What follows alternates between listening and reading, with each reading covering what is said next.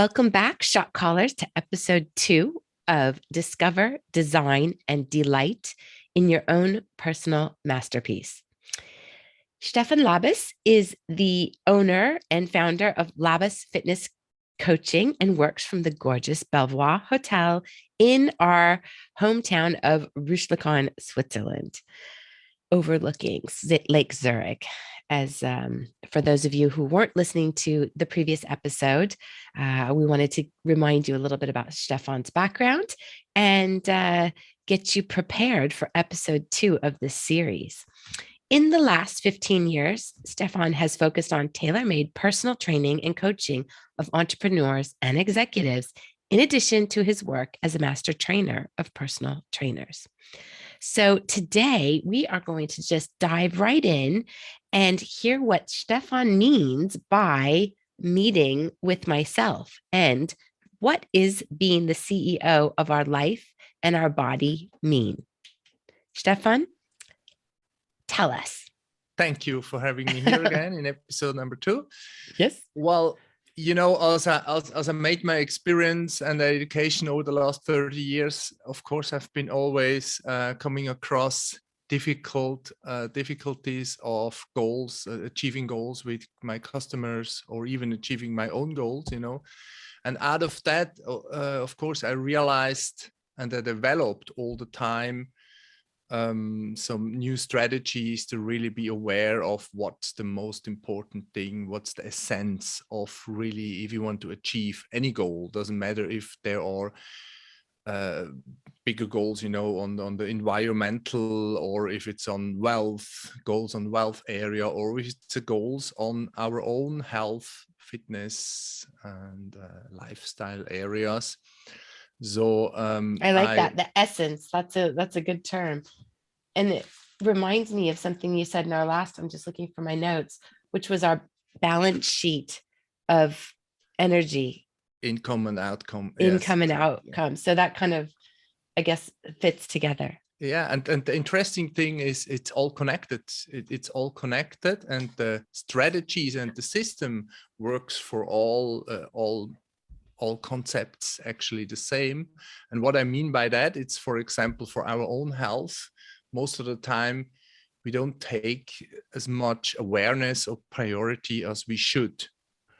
Most of us, we just running in our, like, I like to call it like a rush hour, because we run and run and run, 1,000 things that you have to do. You work with your kids, you work with your partner, you work with company, you work with all 1,000 things, but kind of we forget ourselves most of the time. And as older as we get, though, especially after 20, 30 years, between 30 and, let's say, between 30 and 60, the life becomes really in a very high pace, very high speed, like in this treadmill of running and functioning and doing things, and start to losing a little bit the overview of other things which are very important of our life, which is, for example, ourselves. Like, because in a certain way, we are the CEO of our own body, of our own health, of our own life. And what I mean by that is, as a CEO, for example, as a CEO of a company, of course, you're aware of, okay, you have to check the budget, you know what you do, you have your vision, your mission, you have all the statements that you are doing, and you always reviewing them twice or 3 times a year. You sit down with a couple of people, checking all the figures, seeing, oh, how did it work the last year, how much income we had, how much outcome we had, and where do we want to go the next year. So you always do that with company, but we're kind of forgetting that we are also a part of that, and we should also treat ourselves like that. And that's what I realized out of a lot of coachings and trainings with my, and also your struggles, right? Your own personal struggles. And also my own personal struggles. Of course, I also did mistakes on that. So we always do mistakes everywhere all the time. We just should be aware that we're not always doing the same mistakes all the time, over and over again. So we kind of should come into a mood of learning and developing and trying to become better. Do you think also it's human nature that we don't change patterns that are not good for us until they become too much of a problem to ignore, especially our health and but also our relationships as well. Yeah, I We think put them on definitely. autopilot because if you're eating chips and french fries and drinking a lot of wine in your 20s and 30s, it may not affect your sleep, it may Yeah, not affect your skin, it may not affect your your energy levels, yeah, but all of a sudden at some point, and this depends on each person out there, you start to feel the cumulative yeah, exactly. uh sort of, I don't know, destruction might be a bit of a hard word there, but the accumulative negative of all those behaviors and patterns, and then it's much harder to undo that. It's Yeah. much easier to put these good behaviors in place to prevent from going down that road. I mean, I think Yeah, definitely, I but believe. definitely, no, you're right, and because of what happens is that we come in that kind of an autopilot, which we Mm-hmm. are, uh, which we are more reacting than we are acting.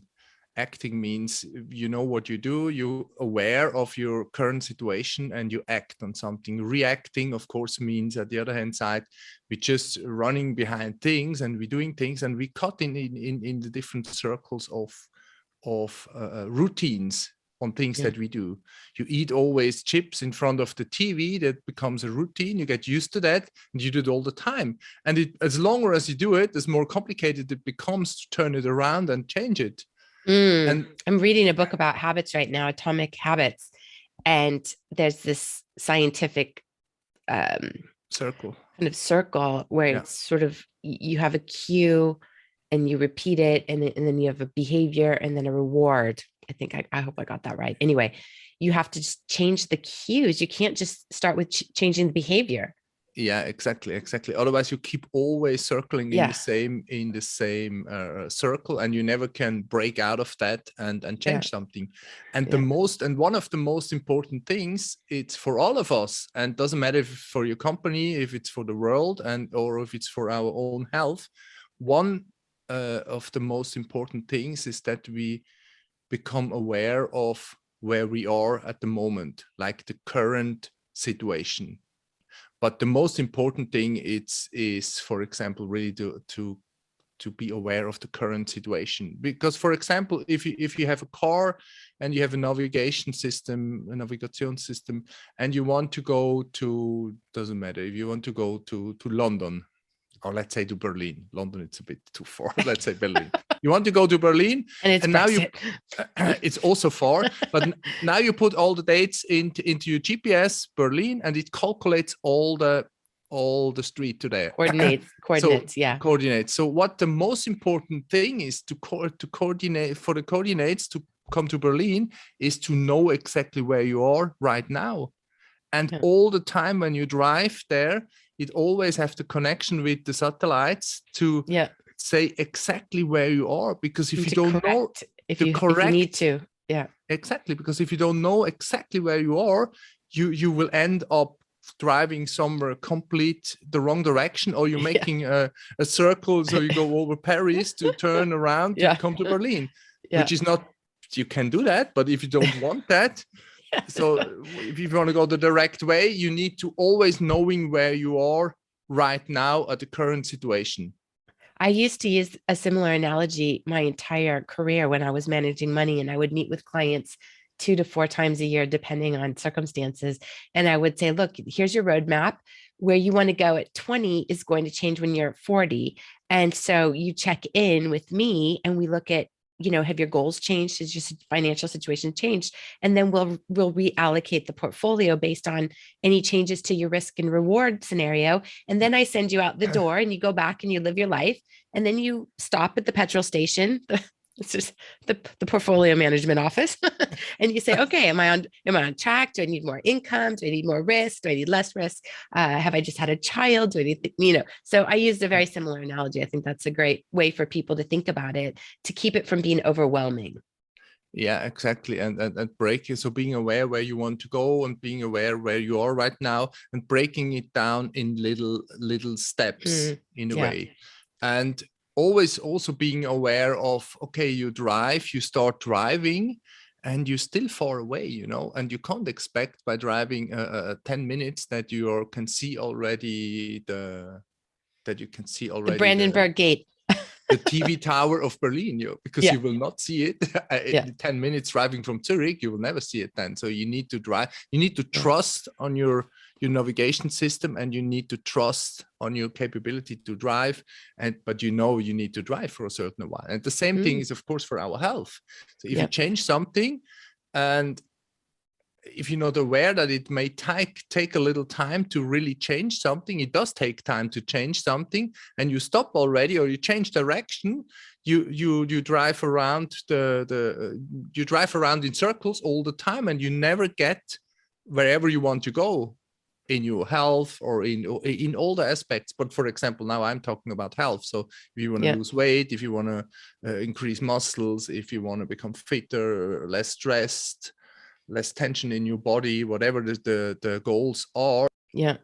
So give us probably your top sort of 3 reasons why to do this, just kind of bullet points. Why, what are the most important reasons behind doing this? I mean, you kind of alluded to this as it being Mm-hmm. more efficient to do it this way, right? So you're Mm. not running off in different directions. But even stepping back from efficiency, why do you think that this is such a powerful thing or tool in somebody's life journey? Mm. I think because it's one of the essences. I figured it out for myself, and also, of course, by achieving my customers' goals. It just gives you the bigger picture of something. It gives you the bigger picture first of all, which is important, and it gives you also a very profound foundation of achieving something, because we are mostly get stuck most of the time on the little things, on plans, on what do we want to do, like today, tomorrow, maybe this month. And it's hard to stay on track, and that's what the most people have problems when I talk to them, or come Yeah. somehow because I'm stuck in some kind of stupid routine or stupid things, or I can't change. I know what I should do, but I can't change it. And one thing that really helps to change whatever you want to change is to have the broader perspective and break it down into goals. And with the concept I develop, it's like meeting with myself as a CEO. As a CEO, you have meetings with your board. You have meetings with your executive people. And in that time for yourself, you need to have a meeting with myself. That's why I call this concept meeting with myself, and not just this month. So I should have it for the whole year, and like acting instead of reacting. Because the second point, what people always have all the time, it's time.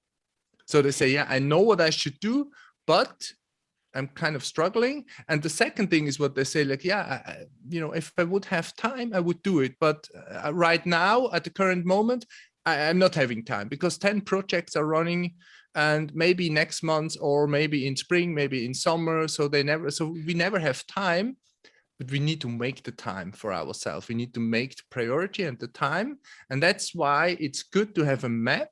I always use a year map, open it, and then I plan 4 to 6 meetings with myself, and I put them already into my agenda as an Yep. appointment of 4 hours. And that will help me to achieve, to be always aware of the overview. And even because the thing is, if things go right, then it wouldn't need that. But if things go wrong, which all the time that happens, you start something, you want to achieve something in your health, you start training, you start eating the right nutrition, and after 2 or 3 weeks you blow up the whole thing, and you lost track. Right.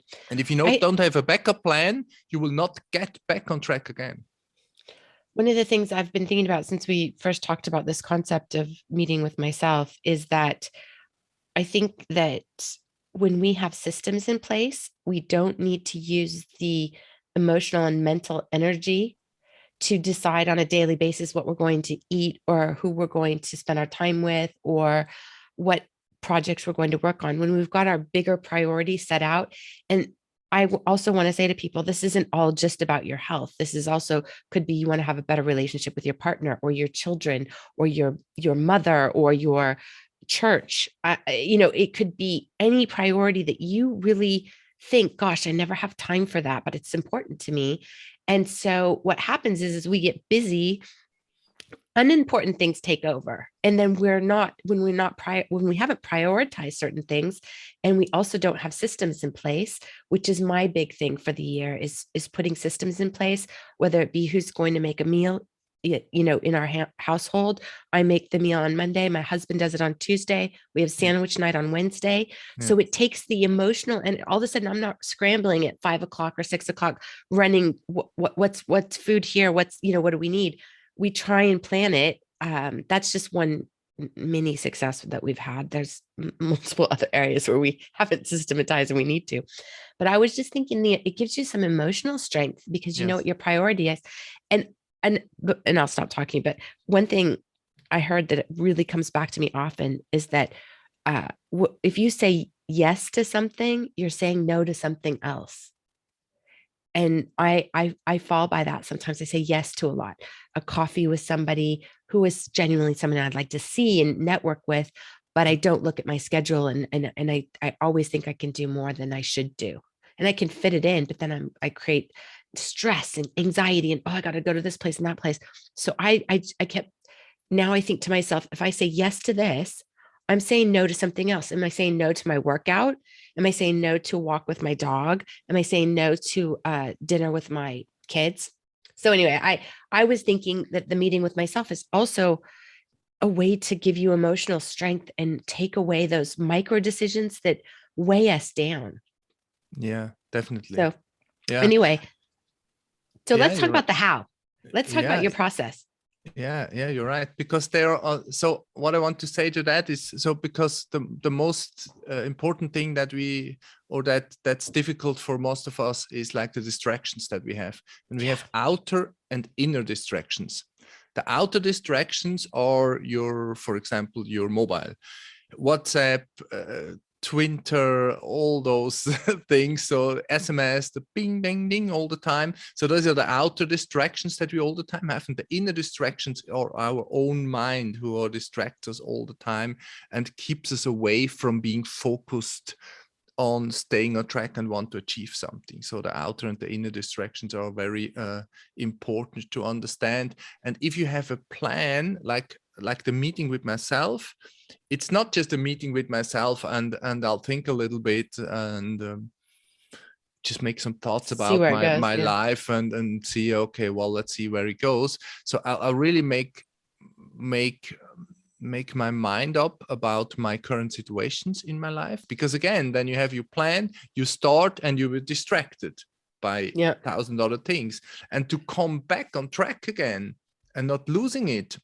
So you are maybe, so it's difficult to point out the most important things. You maybe write down some things who are not that important. But if you bring first movement into your body, for example, that's why I always use the meeting with myself 4 hours. And the first hour in this 4 hours, I use, for example, as a movement. So for example, I always walk up to the Uetliberg, which is the mountain here in Zurich straight away.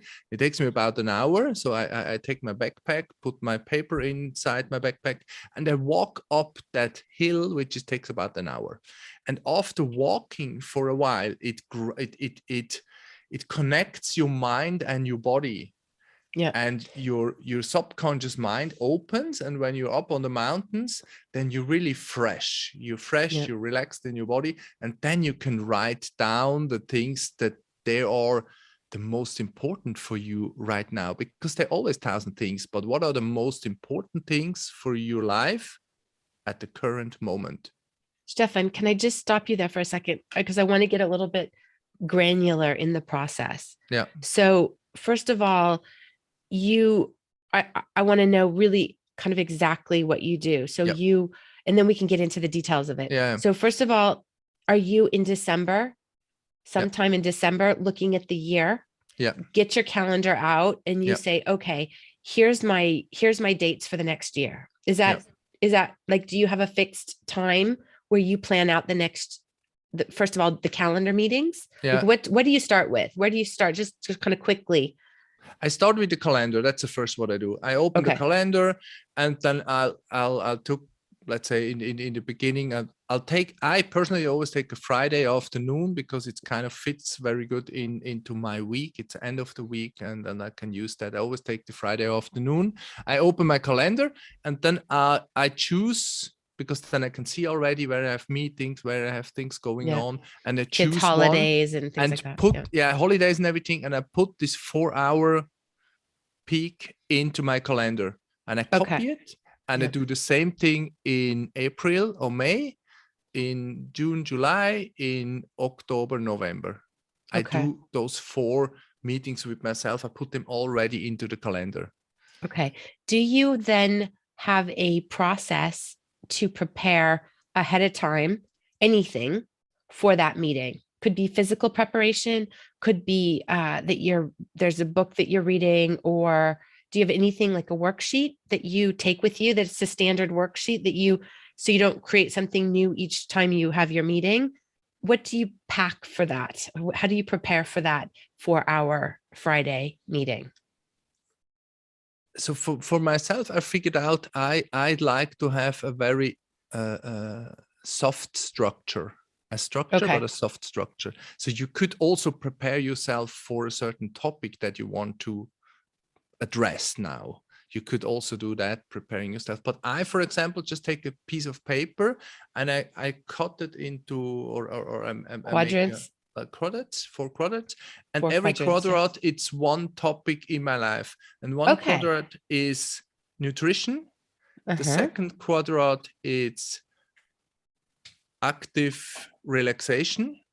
The third paragraph, it's movement, not exercise, gym, just movement. Yeah. And the fourth quadrant, it's mental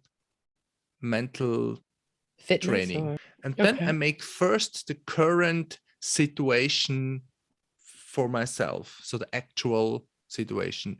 For example, in nutrition, I have a plus and a minus. I'm just writing down for myself on my own observation. It's not about if that's right or wrong, or if you have the right strategy right now. Just for myself, I write down, okay, now the last 3 months or 6 months in nutrition, what I felt from my own feeling, I have done good, very good. And what do I have done not as good as I wanted them? So I Yep. drank a lot of water, I did this, I did that. So just very neutral, writing it down, what was good and what was not good, plus and minus. In nutrition, in active relaxation, which brings us the active relaxation, I call things that you do that brings you, how can you say that? That brings you Ruhe und Gelassenheit, which means peace and calmness. Yeah. But something that you do, and for example, if you drink a bottle of wine, it probably also brings you peace and calmness. It's also nice, but if you do it all the time, of course, it's It's not. got other, yeah, it's got It other should be a just healthy. It should be a healthy way of of peace and calmness. Something that brings you really peace and calmness, and that brings you peace and calmness, because it's the most important aspect to reducing stress in our yeah. life. And I need to focus on that one. stress is the biggest hassle for the most of the healthy aspects. Even losing weight or achieving anything, stress can block everything from the chemicals. So Believe that's that. why active Mhm. relaxation has a big part, peace and calmness, to achieve peace and calmness. The third part is movement. Movement. And by movement, I just mean like, okay, because it's either people move too much, they run around the whole day, running forwards and backwards all the time. They have, I don't know, 20, 30,000 steps a day. And other people are busy, on job people, they have 2,000 or 3,000 steps.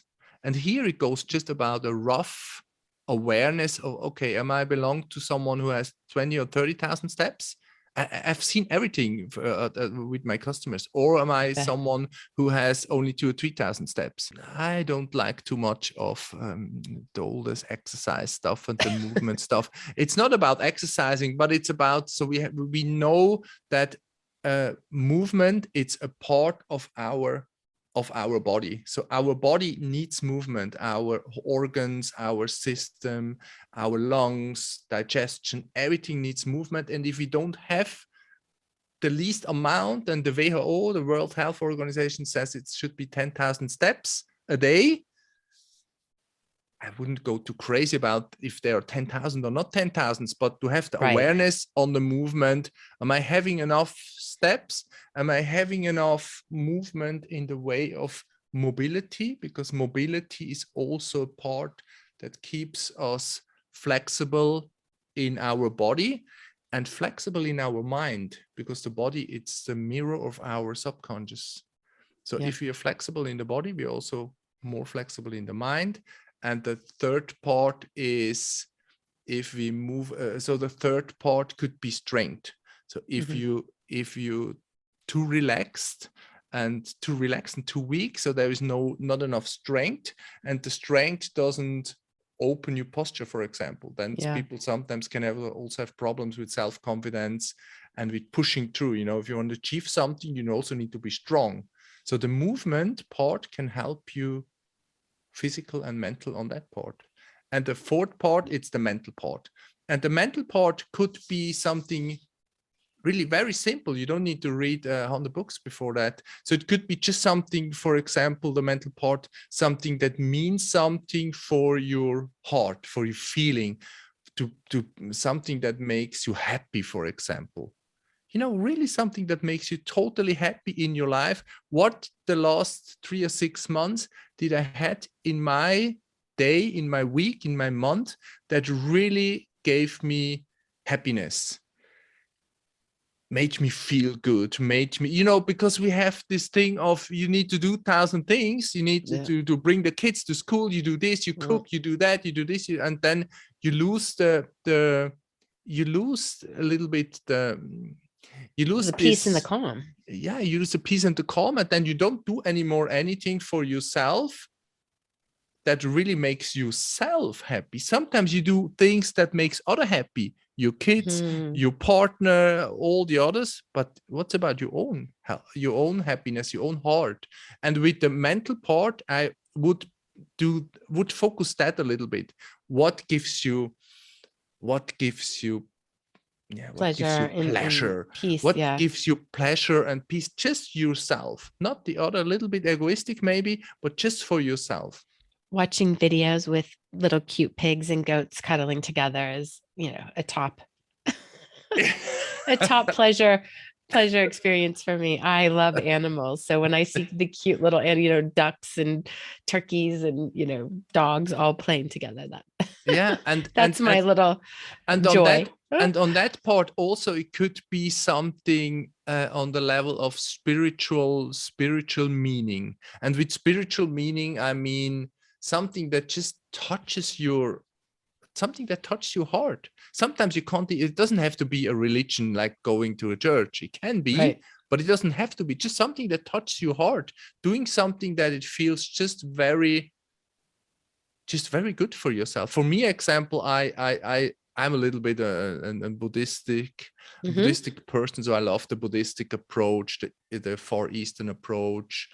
I love to listen to Sadhguru, for example, which is one Yeah. of the biggest the spiritual guy all over the world. I just love to listen to that kind of stories. I love to meditate. So that's my spiritual fuel station where I get my Oh, that's inner, good. Yeah. just my good feeling, and other Yeah. people doesn't need to understand that. They don't need to agree to that. For example, my Right. wife, it's not 100% the same than me, which Of is course good and not. okay. That's completely but okay. but that's something that you really need to do for yourself, for your Yeah. own inner peace. Okay. So you split it into four quadrants. We do the plus and the minus, which I think is a great idea because you're less likely to feel bad about yourself if you're also seeing the positive things that you've done. Yeah. And it's often cumulative. And then you've told us the length of time for these meetings. You've kind of set yourself about a 4 hour time block. And I suppose that can be nuanced depending on the person. Someone might want to take 24 hours and go away and really, take that time for themselves. But I think 4 hours is probably the minimum, really. I would imagine that you really want to Exactly. invest in yourself. Exactly. That's what I meant. Like 4 hours is the minimum. Maximum you can do more. But and what is also important, that was maybe your next question about how to do it. And it's also important that you do that only by yourself. I mean, you could take your dog with you, but not a person that can talk.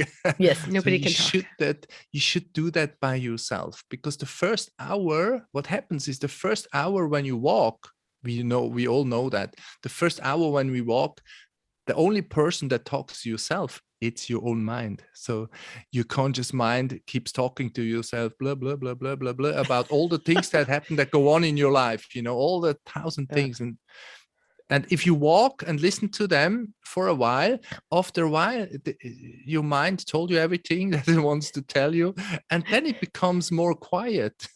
And when it becomes more quiet, the things come up who are really more important to you, from your heart, from your soul, from your feeling, and those are sometimes the points who are really important in your life. Also, not only the things that you have to organize, what's the meeting, what with the kid, well, to achieve. So really the things that mean something for you. Well, I think that's why I wanted to kind of get into a little bit of the granular how, because we can just talk about the why in all the grand things, but the micro decisions and the micro actions, like doing a walk first, is exactly, you're sort of hacking that natural tendency of ours to get caught up in our head. And by walking for an hour, or if you're a jogger, or even if you're a swimmer, maybe you go to the swimming pool for an hour before, that for a lot of people, that's meditation. People who swim say, I don't think about anything. It just, my mind goes. So it can be very personalized, but it sounds to me almost scientific that you do this, some version of active meditation in a way. You're just letting the thoughts go. And it's important because people need the tools to say, okay, how can I try to do this myself? And so, okay, so you've got the time, you've got the first hour, you've got your piece of paper. And then do you just sort of let that flow, however long that time takes to do your quadrant? What's your next kind of activity after you've done the plus and minus? Then I guess you're thinking about what's next, maybe. What do those next 3 months look like for you? Well, first of all, as you said, like the walk. Second of all, writing the things down by not judging it. Right. Of good or bad. Try to get rid of feelings of, oh, that was not good. Just writing it down. And then I make a little break. Okay. Means I'm not rushing into a plan at the same second. So I'm just taking a play. For example, if I'm up there in the restaurant, I take a tea. Sure. I just let my thoughts go on a little bit. Just let them go wander a little bit, because then sometimes interesting things starts to, you just mind walks around a little bit. And what's interesting, it starts to grab something, and you start to be aware of that, something which is most of the time important in your life just right now. And what happens then is that's what happened to me. And I think what is also great, you start to become also grateful for things that you have achieved, or that you have done, or things that you really have in your life. Yeah. So an Gratefulness attitude, is a massive contributor. So you're nurturing an attitude of gratitude, as we call it. And this attitude of gratitude, it's so very important, because otherwise you run your whole life and one day it will be finished. Yeah. Like for every one of us. We know that. Sure. Yeah. And We then all know the ending. We just don't know how and we all when. know it will end. We just don't Yeah. know when. And And how. then and how, and then it's ending, and you think like, okay, wow, if Shit, I why didn't should, I do that? if I would have paid more attention to the moment, or if I would have more appreciated certain little things in my life, I maybe would have been a more happier person. It's not about a positive and negative view of things. You don't have to make things nice which are shit in your life. You need to Yeah. see the facts as they are. If things are not Sure. going well, you should to face them. It doesn't mean you should see everything very good. You don't need to see everything very We good, call that but toxic positivity. Not yeah, everything's positive. It can't always be positive. no, Yeah. you don't have to, but Yeah. you still have to be aware. And if you be aware of things in your life, it makes you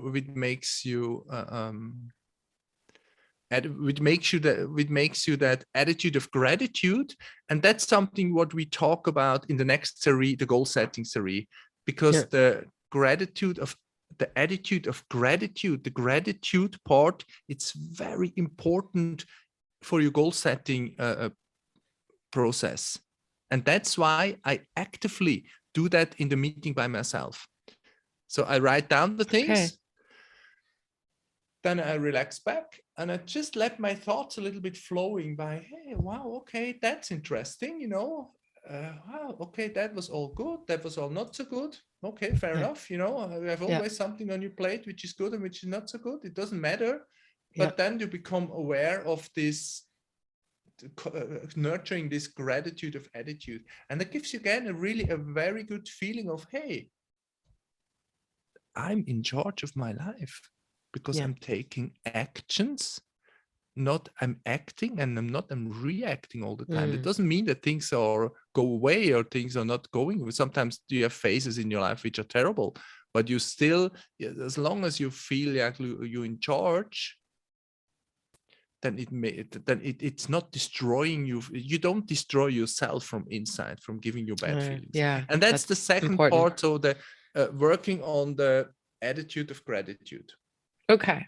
Attitude of gratitude. And you let that go until you feel like you've kind of gotten to the point that you're ready to logically move on to your next Genau. phase, And then you let's say. say, and then, so because that was subconscious, the Yeah. subconscious mind brought all up, the feelings, not the thing that you were thinking actively, the thing that came up.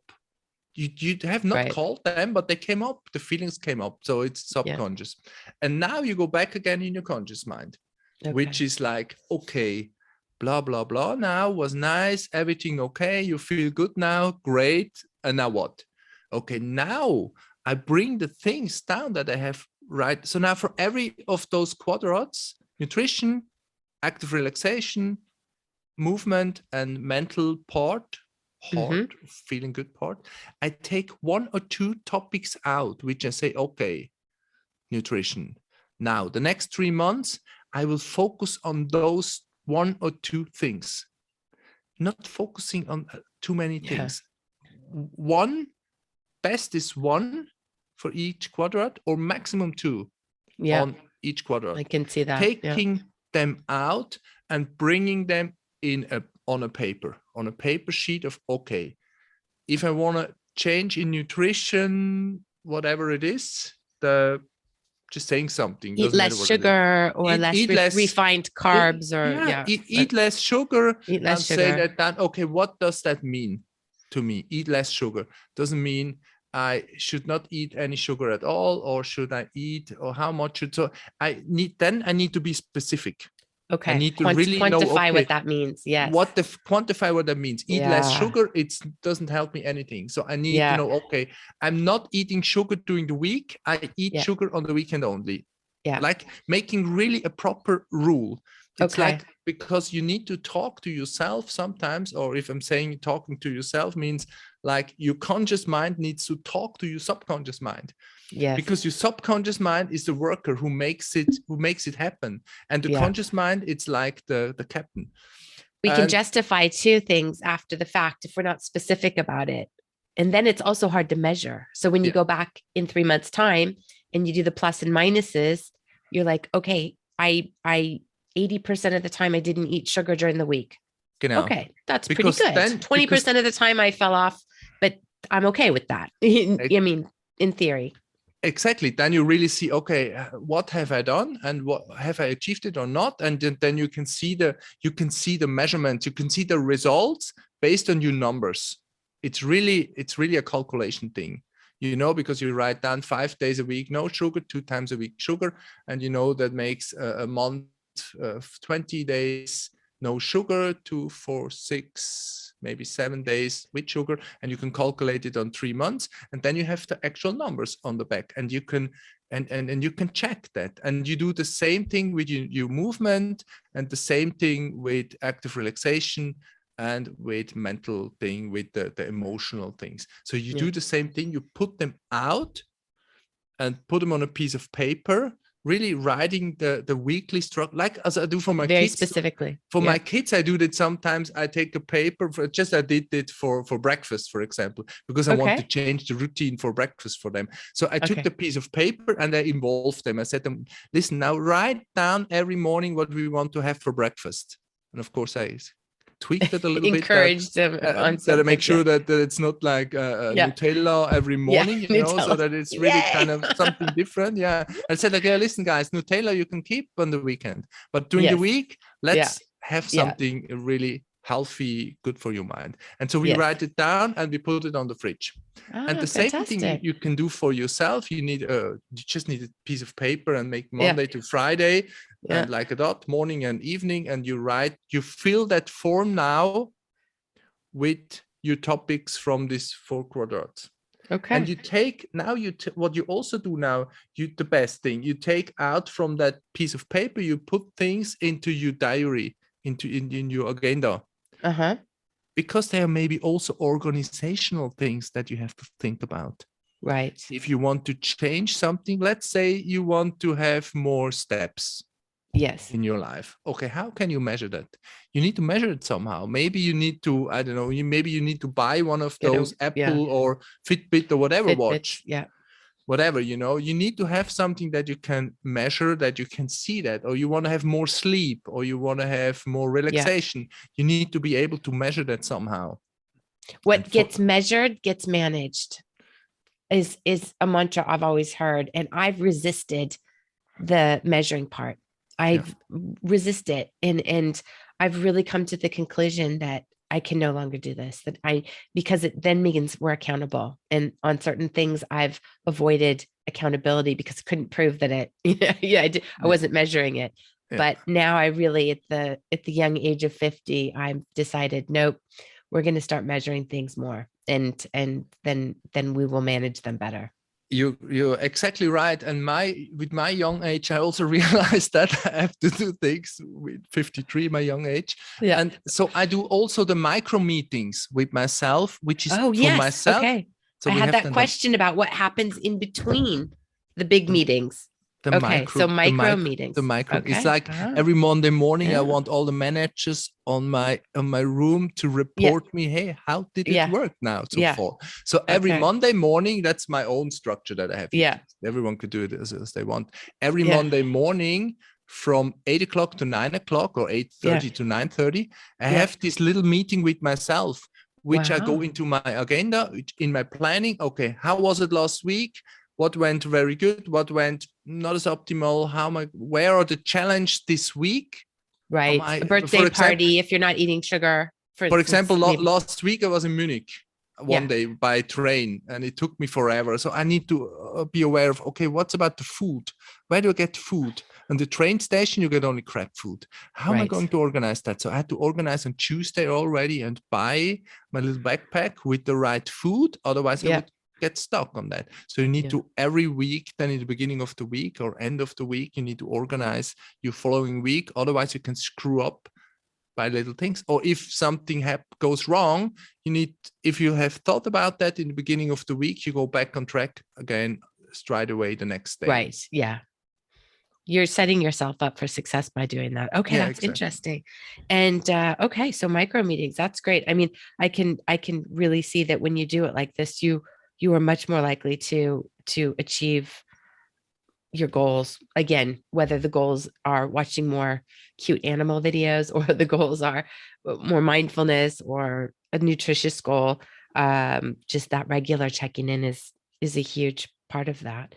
And then I suppose you also get this good feeling if you are more often than not following through, then you're Yeah. going to build that self confidence and you're going to be building those new behavior and cues or new cues that lead you to the behavioral changes that you want because you're like, gosh, I feel better about myself. I went on this long train ride. I had my food ready. I Mhm. didn't fall by, the kiosk and grab myself Yeah. a Snickers bar. So that's good. And it's not that you can't ever have a Snickers bar, but again, if you're 80% or 75% of the time sticking to your plan, it's going to make Mhm. those other times Mhm. not Yeah, block your exactly. goals as much. Definitely. And Okay. and and I think one of the most important things to realize also for every one of us, it's like that we know our past does not equal to our future Yes. unless we live that. We Yes. live there. And if we live in our past, that means mind-wise living in our past. So if you always, if things didn't work the way you want them, and your mind made like a memory of as a failure, and you keep that always as a failure, then you're always not trusting yourself to do something because you thought like, oh no, I'm trying this already since years and it doesn't never figure out and it's never working out for myself. So you should really develop the past, bring it on a paper, and the rest you should delete, because Yeah. the life is here and now and in your Yeah. future. The past is only a little bit. You should only maybe Yeah. check what was good and bad, and the rest you can throw Yeah. away. That's like building, yeah, your mental fitness. I think it's also a good time to point out there might be people listening, young moms or dads with young kids and feeling overwhelmed. And you really can, I think, find solutions to get this time. You can talk to your partner. You Yeah. can even split it with a friend. Maybe there's a friend who would swap you. So they'll take your children for 2 hours or 3 hours or 4 hours or whatever it is on, once a quarter, and you do the same for that friend so Yeah. that, maybe they can have, and maybe they're not doing the same exercise as you, but maybe they just want a Friday afternoon off Yeah. every 3 months. So they don't necessarily have to be doing the Yeah. meeting with themselves. Exactly. So you really can, utilize community, it's just so important to put yourself first so that you can, yeah, live a happier, more fulfilling life. And at the end of the day, that's what we're trying to do, is Yeah. put systems in place that we can really enjoy and get the most out of this Yeah. amazing one shot that we really all know about at life, right? We hope Yeah. there's something else after, but we don't know. Yeah, I mean, not Yeah, the really. only thing we know, it's we on one time you were born and then one time you will go, and we don't Right. know exactly the the Yeah. length of that, and that's for sure. But if one is definitely true. So we will not get 1,000 years old, for sure, not 1,000, and also not No. 500 years, and also not 200 years. And maybe if you're very, very lucky, you get 100 years, but most probably, I don't know, between 60 and 80, or between 60 and 100, so let's say whatever it is. Well, I And interview a lot of people that would say we can get to 120, but we're certainly, not you going to could, get I to mean, 200, right? like from the body wise, they found out the physicians find out that body wise you can get quite good 120. The Yeah. 120, it's not a problem for the body. The Yeah. point is, if we toxic, if we have too much toxics on our body, or if you Right. do the wrong thing, like a car, a car can you can have a car till 200, 300, 400, 500,000 Yeah. kilometers. But of course, if you're not doing regular the service, you have Yeah. to, you It's not can going to throw it last away. you. It's not going to last, Exactly. and it's the same thing with our body. So we're coming up to our hour, and I think Mhm. we should try and keep it in these segments because we've given so much good information, Yeah. and it's time to kind of absorb it. Yeah. I wanted to read out a little statistic because I do love my statistics.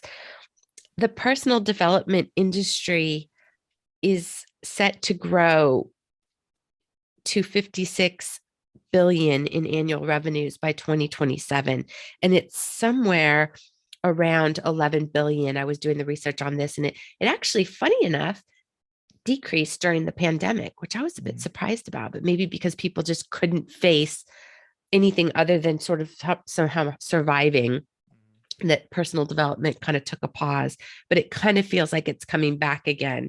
And I just see it everywhere. Maybe I'm biased because it's an echo chamber of the people I follow on Instagram and Facebook and things like that. But the personal development includes coaching, training, ebooks, growth, Brene Brown. Are you familiar with Brene Brown?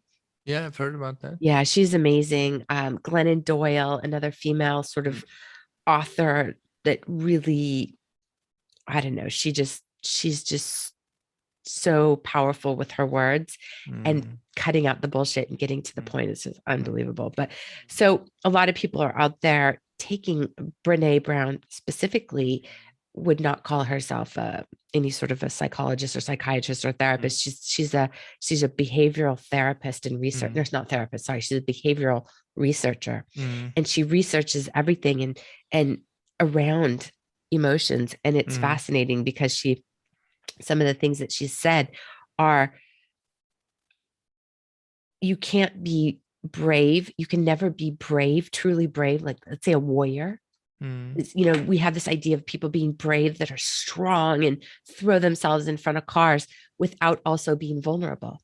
That you cannot have both. And she's tested this by interviewing generals, 4-star generals, and she's advised 4-star generals and corporate CEOs. And so all of this around understanding our psyche, which is no easy task, kind of is such a fascinating space, and it's a growing area. So just from the Wealth Alchemist, talking about taking care of ourselves personally, but also looking at how our financial health, what are areas that are growing, what are ways that we can look at this from a portfolio perspective. These are areas that are really growing significantly, big revenue sources. So I thought I would just mention that in kind of closing. Okay, the last thing you have to do is to suggest or let people know if there's anything, what you would recommend the action takeaway from this one for either our next series or just taking action from this one topic. What I would do, I would really set myself, I would take out now the calendar and I just mark one of the days in, not thinking too much theory, and also get rid of the thing of I don't have time for that. So just taking out do it. Just do it, just taking out the agenda, put the date in and just try it and see how it goes. Listen to the rest of the podcast and then open up your calendar immediately. And then put those dates in. I'm going to do that, people, by the way. I'm going to do that. Very good. I will. Yeah. You've already done it. Yeah. You can now go have a coffee after the podcast or tea, a black tea. I've already done that. Yeah. Oh, you've already done that. Okay.